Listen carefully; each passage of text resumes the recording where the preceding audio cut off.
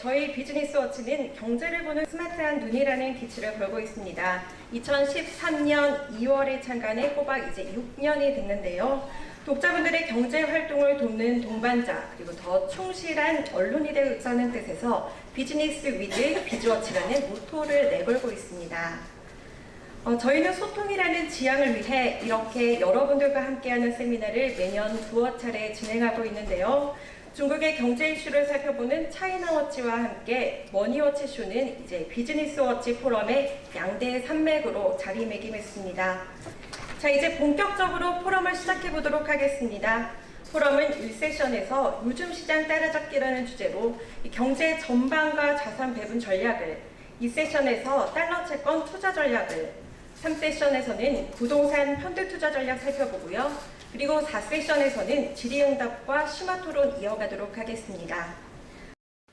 금방이라도 불황의 늪에 빠져들 것처럼 보이던 글로벌 금융시장이 올해 들어서서는 또 언제 그랬나는 듯한 강한 반등을 보입니다. 물론 뭐 한국 빼고요. 지난 밤에 미 증시 그렇게 급등하여서 오늘 이 머니워치쇼 오면서 제가 기대를 좀 했거든요. 분위기 좋겠구나 했더니 웬걸 1% 넘게 빠지는 걸 보면서 우리 시장 정말 어렵다, 이런 생각들을 많이 하게 되는 것 같습니다. 그러기에 자산 배분 전략이 참 필요하지 않나, 저희는 그렇게 감히 생각을 하고 있고요. 채찍 효과라는 것에 대해서 혹시 들어본 적이 있으신지 모르겠습니다. 선진국 소비자의 지출이 약간만 흔들려도 한국이나 중국처럼 수출로 먹고 사는 나라의 경제가 요동치는 현상을 채찍 효과라고 합니다. 자, 이제 오늘 세미나 다 잊어버려도 돼요. 근데 지금 보여드리는 그림 하나만 기억해 주십시오. 파란색 굵은 선으로 표시되어 있는 게 미국의 산업 생산입니다. 방금 전에 그렇게 격렬하다던 빨간 선이 뭐냐? 한국 수출이에요. 우리는 미국 소비자 지출이 조금만 줄면 기절하는 나라들.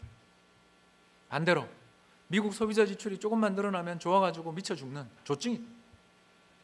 한마디로 말해서 조울증 환자가 한국 경제다. 자, 경제 전망 다 나왔어요. 어떻습니까? 최근에 우리나라 수출 박살나고 있죠. 왜? 미국 산업 생산이 이제 둔화되고 있거든요. 다시 돌아갈게요. 앞으로 돌아갑니다. 자, 보십시오.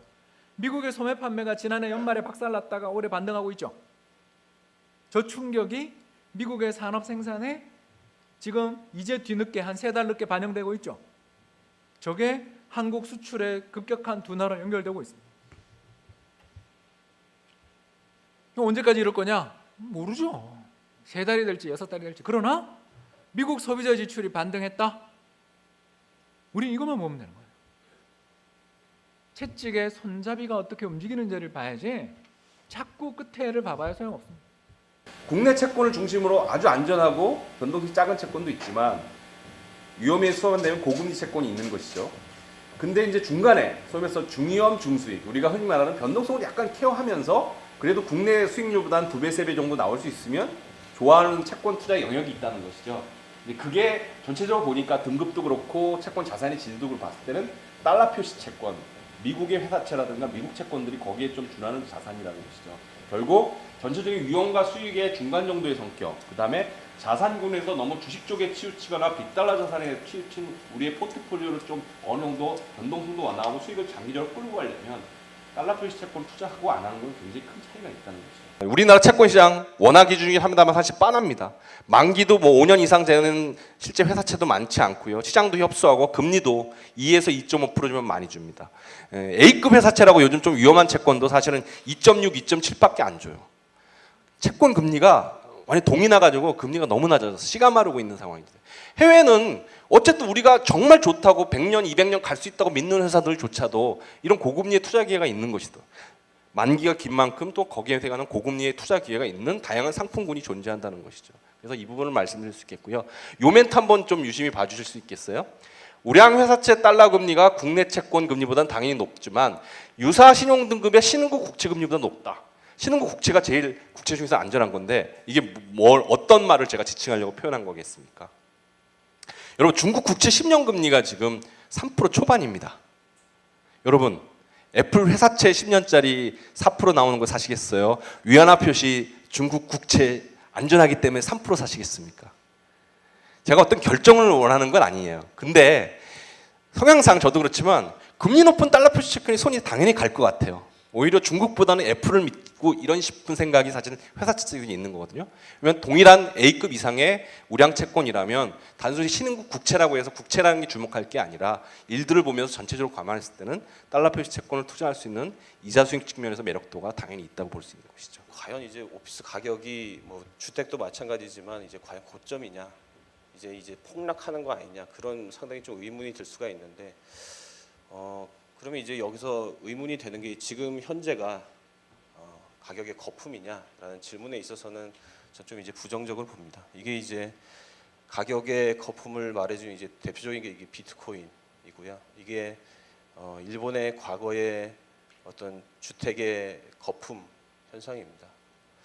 굉장히 그래프가 굉장히 좀 비슷하죠.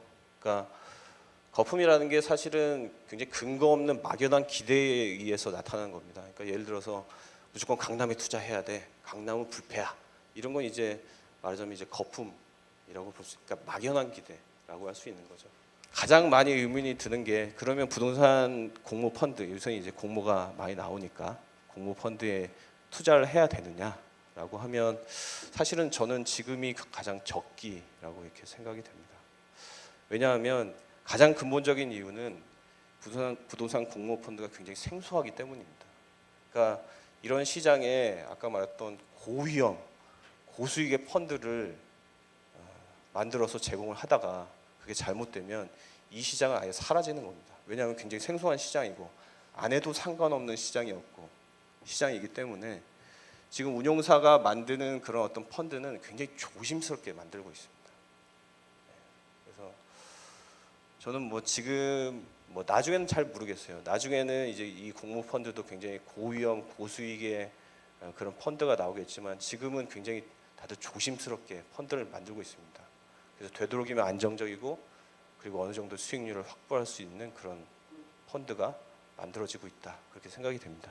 그 현재 경기에서 가장 크게 작용하는 요인들이 뭔지 좀 무엇으로 꼽고 계신지 좀 꼽아주시고요. 그리고 언제쯤이면 이 분위기 좀 개선될 수 있을지, 또 향후 경기를 볼 때 어떤 점을 가장 주의 깊게 살펴봐야 할지 한 분씩 좀 차례대로 말씀해 주시면 감사하겠습니다.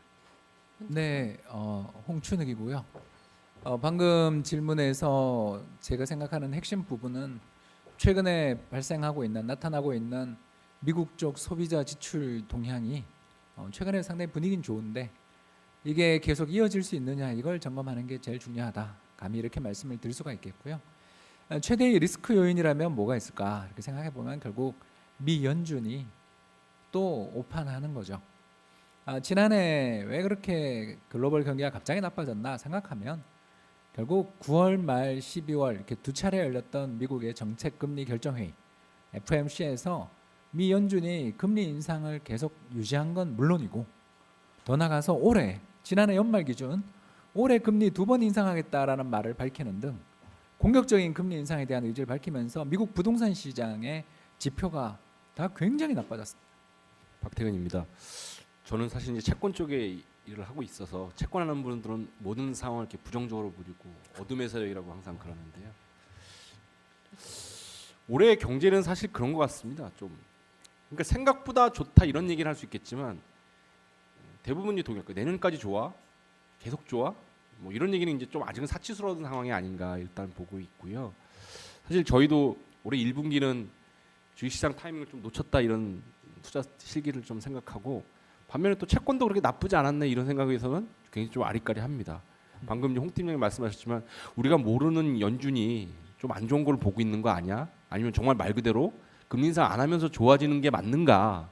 뭐 이런 생각을 하고 있거든요. 그래서 저도 뭐 그런 의심이 올해 연중 계속 될 것 같고요. 한국은행에서 이제 뭐 1년에 8차례 이상의 금리를 이제 결정을 하는 그런 회의를 하게 되는데, 또 이제 금리는 이제 많은 변화를 담고 있거든요.